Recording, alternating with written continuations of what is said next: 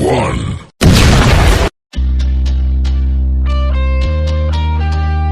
Tá tudo bem com você? Eu espero que sim. Sejam muito mais que bem-vindos ao Caos na Matrix, o podcast onde a gente mergulha na subjetividade para entender como algumas histórias passam e ficam. Sejam livros, filmes, séries, jogos, música até, ambiente de música que até o choque de cultura diria, que é ambiente de droga. Ambiente de música é ambiente de droga. Vocês caem fora de ambiente de música, hein? Mas falamos tudo isso e mais um pouco. E hoje, finalmente, assim como nos demais programas, adentramos este universo criado por Frank Herbert, que é Duna. Que para este host, psicólogo Snef, eu dou a minha apresentação à parte, o Vovão para os íntimos, é o meu livro favorito e dos demais que compõem o Caos da Matrix. E nisso, eu não devia deixar passar as pessoas que... Essa vai ser uma série de programas em que eu vou chamar só as pessoas mais fodásticas, poderosas, fantabulosas, por assim dizer, para falar de Duna, que para mim é a minha obra literária e ficção científica favorita. E nisso tenho ele que é alguém do nosso site brasileiro, fandom, que eu conheci nos grupos de ouvintes do DunaCast. Um salve lá pro Duna Hacks Brasil, Pascoal e Hildo, que é Danilo Miguel, professor de Muay Thai, treinado na escola ginásio onde Duncan Idaho pode ser o maior e o melhor espadachim do Imperium, e que é um excelente filósofo à parte e que traz as melhores histórias. Diga lá, Dani, que o palco é teu. E aí, João, tudo bom, meu amigo? Satisfação imensa para mim finalmente estar aqui com você. Satisfação imensa poder bater esse papo sobre essa obra que é uma das nossas obras favoritas, uma das obras que com certeza molda o nosso comportamento, o nosso pensamento, a nossa vida e que nos deixa muito felizes por estar em alta, não apenas na literatura, mas também enquanto filme e enquanto série. Me conhecerem, como o João já falou, as minhas principais áreas de estudo são as artes marciais e a filosofia. E em todos esses anos, estudando tanto artes marciais como filosofia, a ficção sempre esteve presente. Os livros que eu li, as séries e os filmes que eu assisti. E aí, quando eu achei Duna, foi como se eu tivesse recebido um chamado pelo universo, por como tudo que aconteceu afetou as pessoas. E a partir do momento em que eu vi como Duna conversava com algumas coisas que eu acreditava, não apenas em relação às artes marciais, mas à filosofia, ao comportamento, rapidamente virou a minha obra favorita, juntamente com outras aqui que, se eu pudesse citar na literatura, O Conde de Monte Cristo e Arsène Lupin. Eu diria que atualmente esse é o meu top 3 literário. Duna está em primeiro lugar, Conde de Monte Cristo está em segundo. Eu agora estou tendo a chance de ler o texto original, versãozinha de bolso, mas ainda assim um livro bem grosso. E em terceiro lugar, e Arsène Lupin, dos 22 que existem, eu já tenho 17. Até o final desse ano a meta é completar Meus parabéns. Meus parabéns. Meus parabéns. Meus parabéns. Maravilha. Cara, tu foi numa seleção desse teu top 3 fenomenal. Obrigado, meu amigo, obrigado. Porque, assim, são livros que, nossa, conversaram muito comigo. Tanto pelo universo como pelo que os protagonistas representam. E eu demorei muito para ter um top 3 literário, mas hoje em dia eu posso dizer que são esses 3. O universo Duna em primeiro lugar, Conde de Monte Cristo em segundo e o Arsène Lupin em terceiro. Cara, duas coisas que eu achei interessante no que tu pontuou na tua escolha de livros. Muita gente critica as cenas de ação de Duna, e que agora me veio à cabeça, se correlaciona muito com a tua vinda aqui ao programa. Eu entendo a limitação na época, não era o intuito do Herbert falar disso. Batalhas espaciais ou combates mirabolantes num nível John Wick em filmes ou um Bernard Cornwell na literatura medieval em si. Mas eu curto demais em relação aos embates singulares com escudos, facas, adagas, aquelas lâminas da esgrima em si. E eu acho peculiar em relação à tua escolha do Conde de Monte Cristo com relação ao Alexandre Dumas. Eu só conheço a obra por conta da adaptação de Isso. 2002 com o Guy Pearce e o Jim Caviezel, que eu acho fenomenal de adaptação. Ah, nossa, ali foi a porta de entrada, eu acho que pra maioria da nossa geração. Acho que todo mundo conheceu o Conde de Monte Cristo por ali. Eu lembro, inclusive, que no segundo grau, eu acho que eu já tava no ensino, no ensino médio. Acho que foi no ensino médio ainda. Não lembro se foi no 9º ano ou se foi no 1º ano. Mas nas aulas de literatura, nós tínhamos o hábito de escolher pelo menos 4 ou 5 livros para discutir ao longo do ano. E eu lembro que um dos livros foi o Conde de Monte Cristo. E aí, eu lembro que quando foi a minha vez de falar, eu cheguei, professor, vamos lá, a história aqui é conhecida, eu quero uma discussão aqui com o pessoal, as coisas que foram diferentes no livro em relação ao filme. Que aí eu comecei, eu tenho certeza que quando eles viram que Mercedes e Edmond não ficavam juntos no final, todo mundo surtou. E aí todo mundo comentou, pô, realmente, não esperava, não sei o quê. E ali foi a primeira vez que eu vi o quão poderoso, o quão grandioso é você modificar alguma coisa da linguagem de filme para a linguagem de livro. Porque assim, eu gostei das duas versões. Gostei muito da versão do filme, foi a primeira, tenho aquele carinho, é meu xodozinho da infância. A adaptação é de 2002, eu tinha 10 anos na época. E ao longo dos anos eu fui lendo várias versões do livro. Essa versão foi aquela versão paradidático escolar, então muito fina. Depois li uma versão um pouco maior, com menos de 500 páginas. E agora estou lendo a versão com 1.600 páginas. Então, assim, estou vendo cada vez mais esse universo que eu conheci muito pequeno em 2022 se expandir nas páginas. E eu gosto das duas adaptações. E eu acho importante falar isso porque quando nós falamos sobre livros sendo adaptados para a versão de cinema, tem sempre aquela guerra. O livro sempre vai ser melhor do que o filme sempre vai deixar alguma coisa de fora. E assim, pessoas como eu, como você, já entendemos que isso tem que acontecer. Tanto porque a linguagem, tanto do cinema como da televisão, é completamente diferente da linguagem literária, e como a gente estava conversando antes. Poxa, é bom a gente ter uma surpresa numa história que a gente já conhece. Claro que tem casos em que a surpresa pode não ser boa, porque ele pode mudar alguma coisa que mude completamente a essência da história. Mas quando essa surpresa vem sem mudar a essência, a raiz da história, poxa, por que não a gente se permitir ser surpreendido? Então, o Conde de Monte Cristo foi uma das que mais me surpreendeu. Agora, uma coisa engraçada aqui. Eu vou colocar Conde de Monte Cristo em segundo lugar, porque em primeiro eu preciso colocar o Poderoso Chefão. Mariposa. Agora, por quê? Porque meu primeiro contato com o Poderoso Chefão foi o jogo do PlayStation 2. Joguei o jogo, aí depois do jogo eu vi o filme, e eu já tinha assistido o filme 3 vezes quando eu li o livro. Caraca, eu tô com ele aqui do meu lado, eu ainda preciso ler nos filmes da minha vida, e trilogia da vida, por assim dizer, que realmente eu tenho muita curiosidade de ler assim que tiver tempo pra caramba. Daí eu entro de cabeça. Foi mal, meu amigo, eu acabei me empolgando aqui, deixa eu voltar aqui pras cenas de luta. Não, de forma alguma, cara. O que eu gostei muito nas cenas de luta de Duna é, primeiro de tudo, o princípio dos escudos. Como os escudos tornaram inúteis as armas de fogo da forma que a gente conhece. E olhando pro combate de uma forma geral, eu acho extraordinário. Por quê? Porque, vamos pegar hoje em dia, 2026, uma coisa que a gente vê num ambiente pouco tóxico chamado internet. Sempre que alguém fala ou pouquíssimo, coisa de nada, né? quase nada tóxico, principalmente o tal do Instagram, só perde pro Twitter. É. Sempre que alguém posta alguma coisa relacionada à arte marcial, sempre vai ter aquele cara pra escrever alguma coisa do tipo, depois que inventaram a pólvora, capoeira virou dança, não existe luta que funcione contra um 38 carregado, esse tipo de coisa. E aí, respostas atravessadas à parte, isso é uma coisa que pelo menos me faz pensar um pouco.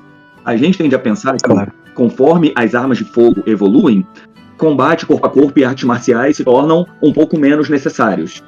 E aí, quando você pensa no salto temporal que Duna dá em relação à nossa época, por exemplo, você pensa, poxa, considerando que a gente já tem de arma hoje, imagina como as armas vão estar avançadas no futuro. Então é de se imaginar que combate corpo a corpo e artes marciais se tornem ainda mais obsoletos. E Duna vai simplesmente na direção contrária. A tecnologia evoluiu a um ponto que as armas de fogo, as armas à distância se tornaram obsoletas, E as formas de combate corpo a corpo, as formas de combate próximo, voltaram a ser a principal forma de fazer guerra. E assim, eu acho isso sensacional, porque faz a gente pensar que muitas vezes a gente pensa em evolução, algo só indo pra frente, só indo pra frente, só indo pra frente, mas alguma coisa pode dar muito certo ou muito errado, que faz a gente regredir. Vamos colocar regredir bem entre aspas, mas faz a gente regredir. A gente espera que conforme o armamento evolua, as formas de combate corpo a corpo, de combate armado, vão se perder. E o fato de Duna colocar isso numa lógica completamente contrária é a primeira coisa que torna esse universo tão sensacional. É um universo extremamente futurista, em que você vê muita coisa do presente e do passado, e a forma como isso aconteceu faz total sentido. Foi maravilhoso isso, cara.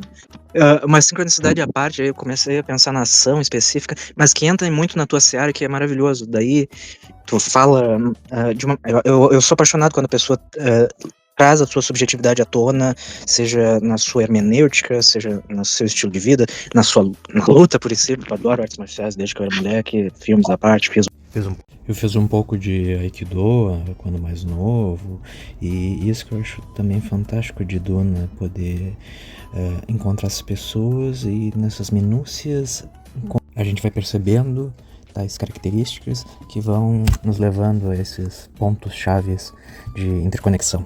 Cara, eu acho que é isso que essas histórias nos trazem. Eu acho que esse é o objetivo da nossa história.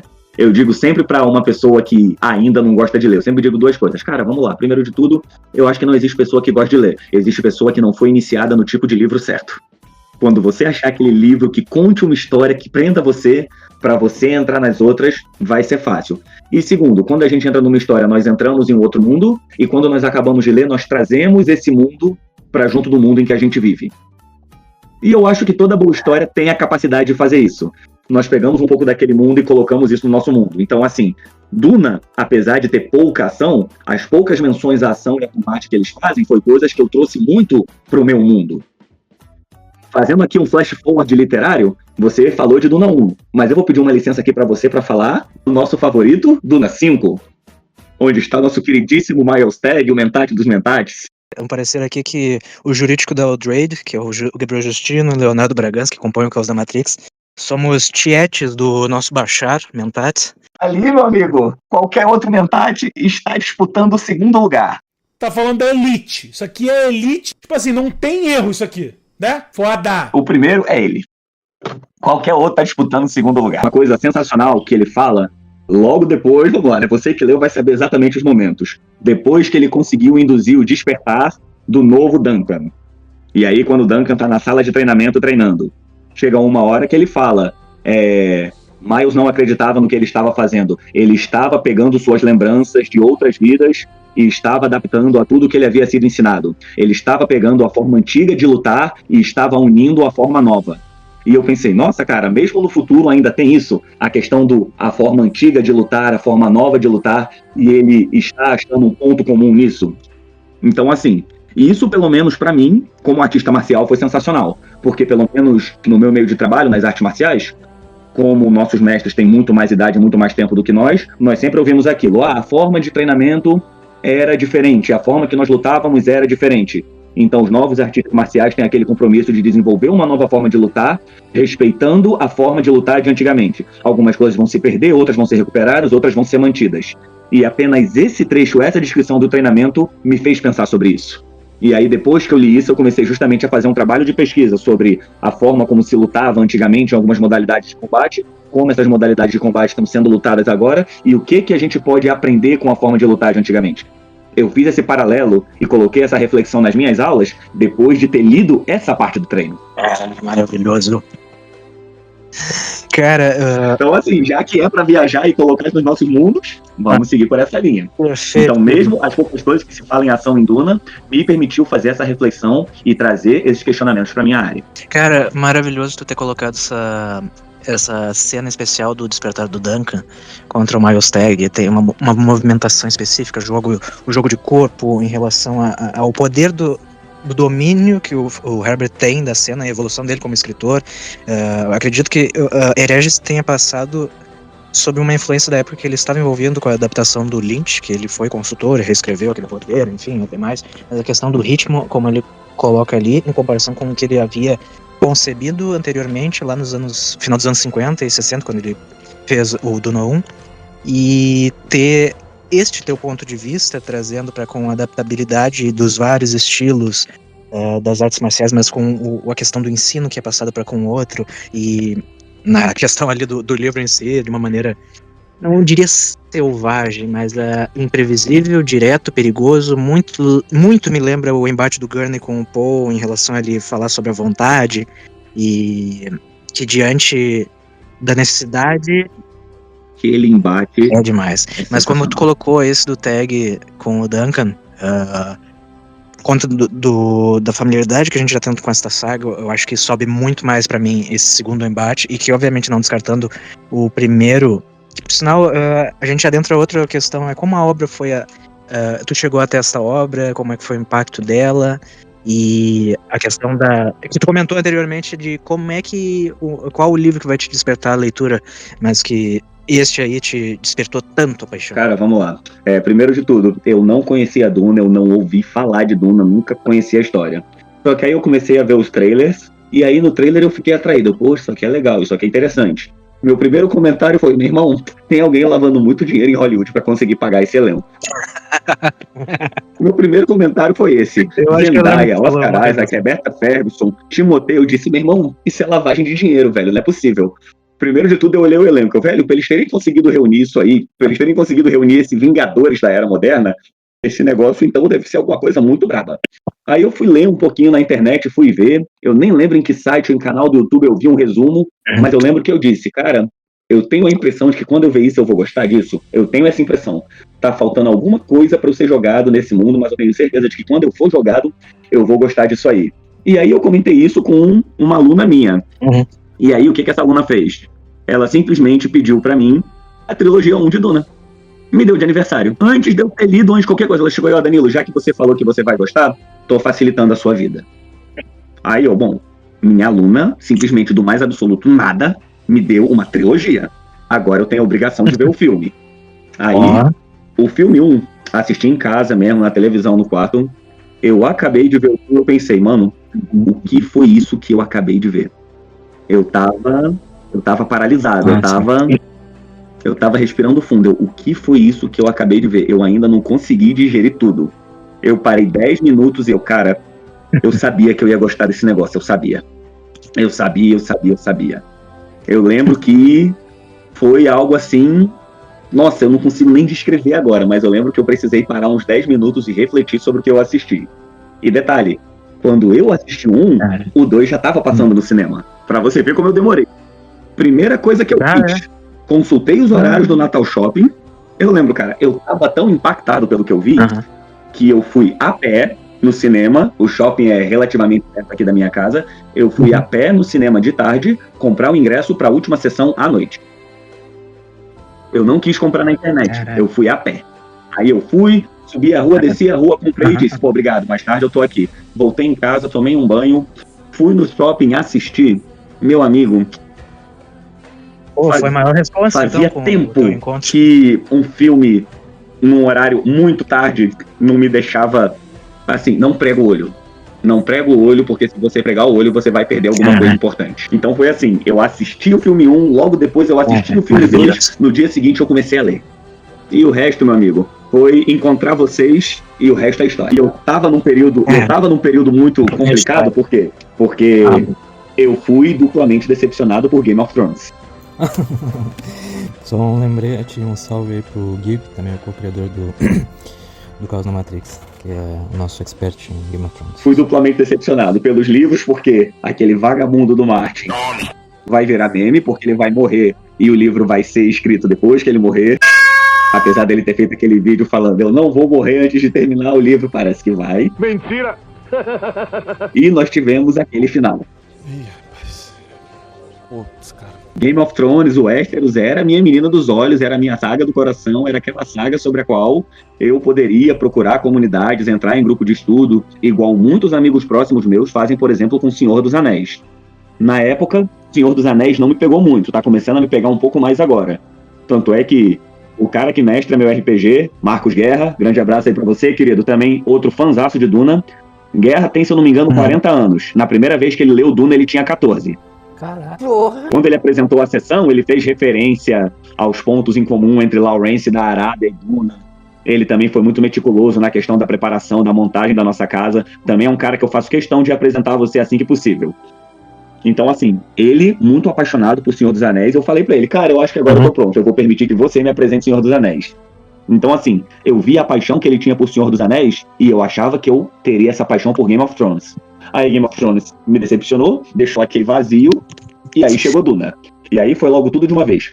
Foi os 2 filmes, o livro, encontrar nosso Cid, assistir a série. Cara, que jornada inacreditavelmente maravilhosa. Eu adorei o timing que tu teve, principalmente pra ter visto os 2 filmes um seguido do outro e depois ter dado. Como é que foi a leitura e adaptação adaptação que eu digo para com o tipo de escrita que o Herbert oferece, que ela é diferenciada, específica, algumas vezes. E bastante confuso para quem é leitor de primeira viagem para esse livro. Pronto, a escrita do Herbert é aquele negócio. Eu tinha que ler um capítulo de manhã, um capítulo à noite. Se eu lesse 2 de manhã, eu não lia 2 à noite. Por quê? Era o tipo de livro que eu não podia rushar. Porque sempre tem aquele livro que a gente fica absorvido e, meu irmão, tô no gás aqui, vou ler 200 páginas. Novos leitores de Duna, não façam isso. Duna é um livro que você precisa absorver. Você precisa ler, fechar o livro um pouquinho, parar, respirar e o que foi isso que eu acabei de ler? Duna, esse tipo de livro. Então, assim, eu lia sempre no máximo 3 capítulos por dia. Agora, Duna foi um dos livros que eu li mais constantes na minha vida, assim, de ler todo santo dia. Segunda, terça, quarta, quinta, sexta, sábado e domingo. Trabalhar, estudar, treinar, cuidar da minha filha, ler Duna. Raros foram os momentos, e quando eram os momentos eu ficava assim, nossa, faz 2 dias que eu não leio Duna e eu não consegui ler Duna agora de manhã. Então eu vou ler hoje à noite, os capítulos antes de dormir. Não, eu partilho, eu fiz a minha terceira releitura da obra este ano. Por sinal, é a primeira em muito tempo que eu consegui ler em menos de... A primeira vez eu demorei alguns meses, uns 5 meses. Depois a segunda vez foi no mesmo tempo. Daí agora, em 2 eu consegui. Eu tenho um ritmo muito específico para leitura, alguns muito rápido, outros devagar, enfim. Mas que, de fato, eu compartilho desta tua sensação em relação à falta de ler, porque a gente tá aficionado e principalmente um estranhamento por ser uma coisa realmente muito mais complexa, a forma como descreve, e eu faço um paralelo interessante que é como personagens de anime, numa narrativa de anime, em que há um excesso de pensamentos, o que estão pensando sobre os outros, uma análise completa, é quase como se o Herbert tivesse antecipado os personagens do Death Note, porque são muito parecidos. O L enfrentando o Light, não sei se tu é da cultura dos animes, eu já fui mais agora. Agora eu tô, como eu gosto de dizer, aposentado dos animes, se bem que tem alguns que eu dou uma escapada pra curtir um pouco também. Ah, sim, sou, e nossa, assisti Death Note. E isso que você falou agora é sensacional. E pior de tudo que antes da gente conversar, também quando eu tava vendo no celular, eu tava vendo uma coisa sobre Death Note, que era como, meu pai do céu, era... Kira estava tentando descobrir um nome, Ellie estava tentando provar a existência de Deus. Muito boa. Como eu comentei essa questão de aposentadoria, porque eu ouvia muito shonen durante boa parte da minha vida, quase 20 anos. Nossa. Mas só as exceções a regras, eu lembro que tu curte muito Vinland Saga, que é os Vikings. Nossa, Vinland Saga, meu top 3.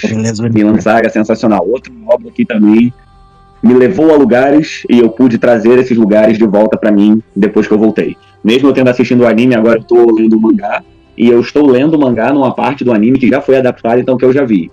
Mas, como eu disse pra você, como alguém que gosta de também ver os paralelos da adaptação, eu já tô lendo naquilo. Poxa, o que tem aqui no mangá que eles aceleraram? O que tem aqui no mangá que eles...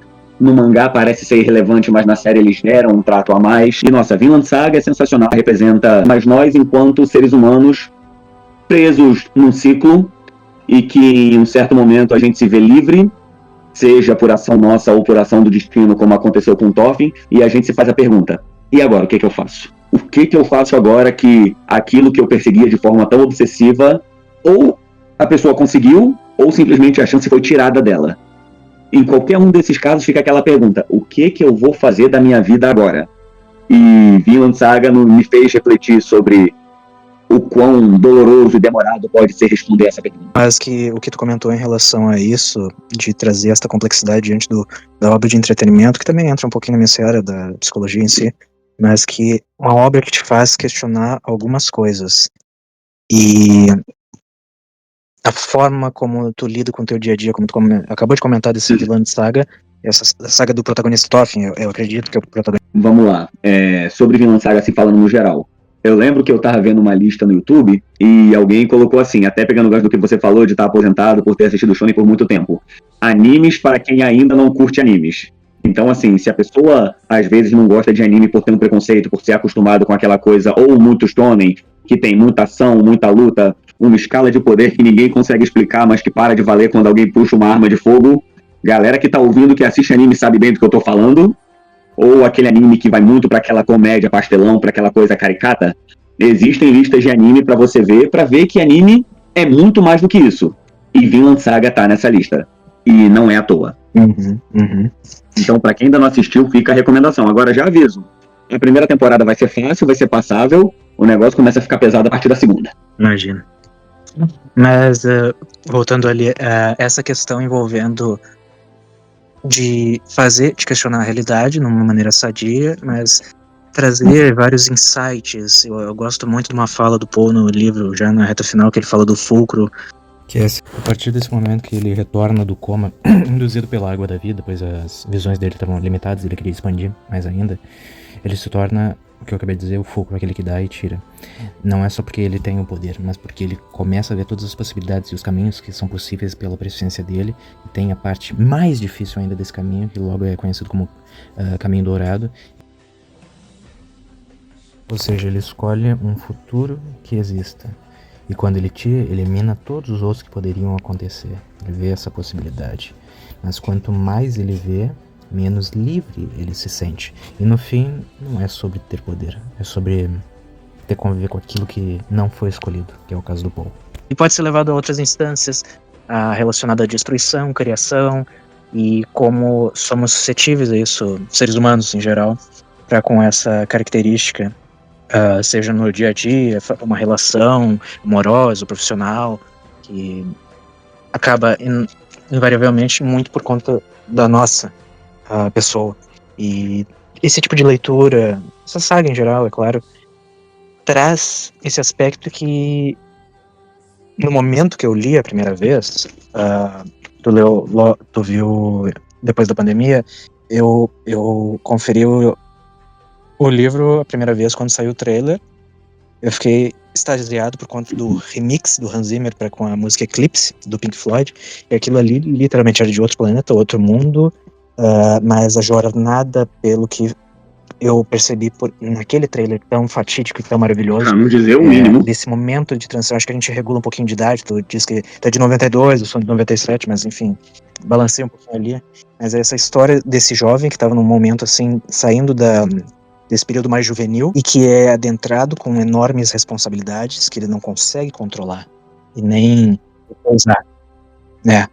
Esse paralelo em relação à jovem adultez, as responsabilidades que nos são incumbidas, muitas que a gente não quer tomar, traz esse peso enorme nas costas e gera essa melancolia e resiliência que é trazida a partir disto, dependendo de como a pessoa já lida a sua vida, mas eu tô me referindo mais desse período muito específico de seus 20 e poucos anos. Paul no livro tem 15 para 17. É isso que eu ia falar. Pra nós, é 20 e poucos anos. E aí, no caso do Paul, com 15, já se espera que ele tome a responsabilidade por uma casa, por um planeta. Isso. E a partir do trailer ali, eu gosto muito de um outro filme do Chalamet, que foi o que me fez me apaixonar pelo nosso Alessandro Garibe da atuação, que é O Rei, que é o Rei de 2000. Assisti, sensacional. É a história do Henrique V e da Batalha de Agincourt da Guerra dos 100 Anos. Aquela atuação dele é um proto-Paul Atreides antes dele ter sido oficializado, ou no período, enfim. Que eu me encantei. Acho impressionante que quando alguns atores fazem algo realmente grandioso, eles meio que têm uma atuação teste. Você falou agora e assim, instalou aqui. Aquilo é Paul Atreides antes do Paul Atreides. Olha, eu lembro que quando o Ben Affleck ia fazer o Batman no universo DC, saiu aquele filme O Contador, que aí inclusive foi até com o mesmo ator que também fez o Comissário Gordon, eles estão juntos nesse filme. E aí todo mundo que assistiu esse filme disse, cara, isso aí foi um ensaio.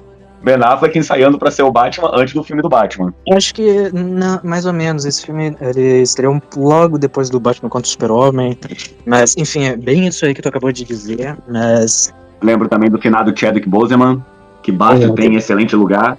Ele fez Message from the King antes de fazer Pantera Negra e foi onde ele pôde encarnar um personagem pra trabalhar com o sotaque. Sotaque, exatamente. Ele já tava treinando em relação ao Shoza. Exatamente. Mas entrei nesse parênteses, assim, nesse spin-off da conversa, mas que aquele filme do Rei, ele lida com essa mesma coisa que eu tava comentando anteriormente em relação a essa responsabilidade, o peso que ela traz neste jovem adulto, e que transicionou direitinho para com o momento que eu tava passando, ainda mais pandemia. Perdão. E agora, especificamente nessa terceira leitura, que estou num outro momento também, no momento da profissão e tudo mais, ter os trâmites envolvidos a isso, não entrando em muitos detalhes, mas que todas as dúvidas, as inseguranças, mas que em algum momento, assim como o Paul, ele, infelizmente ou infelizmente, adere a isso. Tem um custo, obviamente.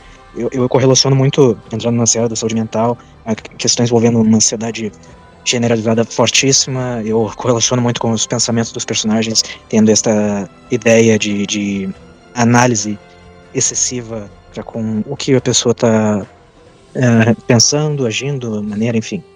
Mas que quando isso acontece e o leitor se sente comovido, principalmente nós dois e demais outras pessoas,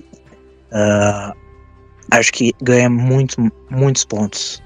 E a nossa relação afetiva para com esta obra, que nos move, comove e, dada a sutileza, vai reverberando a cada vez mais que a gente conversa com as pessoas, como a gente está fazendo aqui, e obviamente teclando, conversando pessoalmente e ademais com outras pessoas, mas que é quase uma... eu sempre generalizo em algumas coisas que eu falo, mas principalmente é quase um espiritual em relação àquilo que a gente encontra e se apaixona e possa nos acrescentar algo mais. Eu penso dessa maneira, mas que essa paixão para com algo que a gente está fazendo é o que realmente comove ainda mais, principalmente com essa obra que tanto nos fez conhecer tantas pessoas, tu inclusive, os demais aqui do Caos da Matrix e por aí vai, e viver por essa paixão.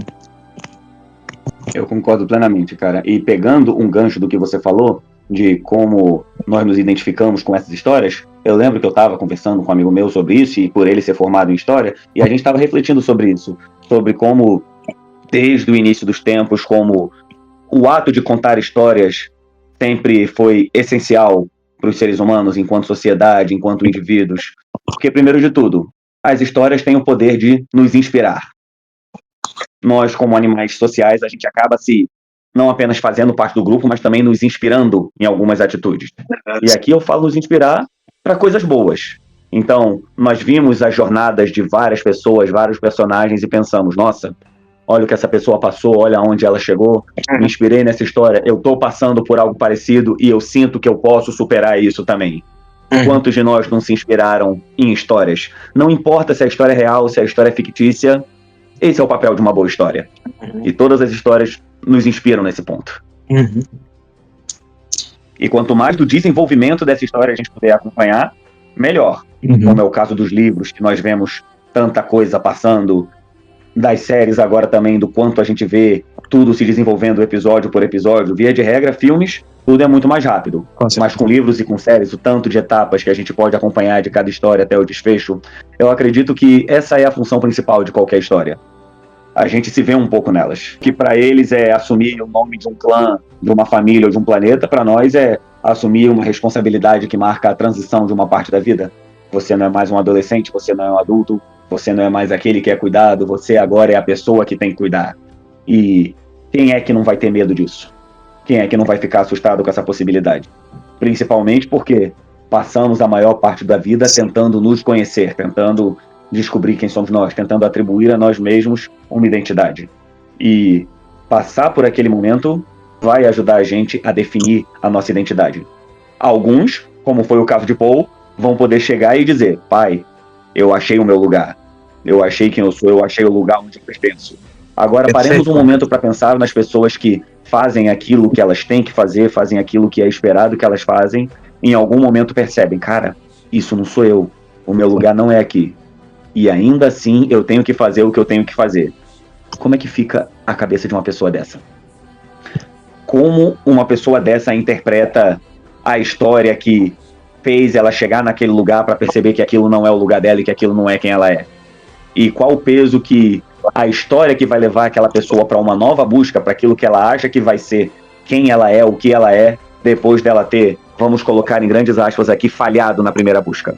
Porque eu sinceramente acredito que mesmo que a pessoa não ache a identidade ou o propósito dela naquela primeira busca, nem tudo foi uma falha. Cara, foi preciso que nem... Preciso que nem a velocidade do golpe de uma lâmina pra entrar no escudo. Exatamente, só que foi rápido o suficiente até a lâmina lenta adentrar o escudo e tu foi sagaz nesse sentido. Ah, cara, obrigado. E olha, eu sei que a gente passou desse assunto, mas pensa num conceito que eu gosto em batalha, esse. O fato de não ser o golpe mais rápido, mas o golpe no melhor tempo que tem que entrar. Esse conceito é sensacional. Quando eu vi essa cena, eu fiquei vendido. Vendido, eu compro. Me dá a faca, me dá o escudo, compro tudo de Duna agora. Mesmo você não vendo nada, mesmo você imaginando. Você imagina a cena, mas você não quer simplesmente imaginar a cena. Mesa, cadeira, pessoas, espaço. Você quer entender o que não é dito. E nesse ponto eu acho que Duna é sensacional. Porque uma das coisas que eu mais gostei em Duna é porque Duna sempre trabalha com a expectativa do combate, a expectativa do conflito. E nesse ponto, a cena do jantar é uma das minhas favoritas porque a todo momento parece que está prestes a estourar um conflito. Mas tem aquele clima muito aristocrata de não podemos chegar às vias de fato aqui. Mas você consegue perceber no diálogo quem está vencendo, quem está perdendo, quem está atacando, quem está defendendo, quem detém o controle e quem está perdendo o controle. Tu comentou agora em relação à visualização do ambiente em si, enquanto tá lendo, e depois de ler, eu obviamente estava aceitando esse desafio dessa leitura mais complexa, a dinâmica completa, e na terceira vez, interagindo com o livro 1, um clássico, eu fui percebendo, depois de muito tempo, notando, que o Herbert tem uma especificidade única, que ele mostra no seu primeiro parágrafo do capítulo a resolução do negócio. Ele vai desenvolvendo a partir de um pequeno flashback o que aconteceu anteriormente e como chegou até aqui naquele momento presente, por assim dizer. No primeiro capítulo ali do Gonjabar, eu acho interessante a forma como ele lida com o suspense em relação a... não tem excesso de pensamentos em si, é só o aqui e agora, por assim dizer. Depois, nada de outros pensamentos. Agora, adentrando na questão do duelo em si, a primeira vez, eu acho que muito por conta da Maria do Carmo Zanini ter, eu acho que sido bem fiel na tradução dela, com o que o Herbert tinha, ele mostrava muitos golpes de esgrima, alguns eu tive que pesquisar, e depois se adaptar, literalmente, a forma como está sendo descrita, com enormes neologismos, de coisas que eu não conhecia, e quando fui adentrando nos outros embates, eu comecei a visualizar, é uma descrição que dá espaço para o leitor em si imaginar os golpes, e estes golpes são, obviamente, bem específicos, só tem uma, duas, três descrições, mas numa página específica. Tem outros que são um pouco mais longos, é claro, mas que permite, depois que a pessoa está familiarizada, a poder entender e visualizar, como uma cena de um filme, de um duelo específico. Da primeira vez foi um encantador demais, na segunda foi uma delícia, na terceira, quando teve o treinamento do Gurney, eu fiquei, não sei se decepcionado, porque eu tava com aquelas expectativas para serem preenchidas, e é outra coisa que é a mãe da frustração, é a expectativa. Total. E daí eu fiquei, dura tão pouco, eu tinha idealizado e visualizado de uma maneira, assim, de forma bem deslumbrada, como eu tinha imaginado. Pronto, você vê, eu também tive essa impressão de que, lendo essa parte no livro e vendo no filme, não imaginei que tivesse sido assim, e eu acho que os tempos também estão diferentes, imaginava que fosse durar mais.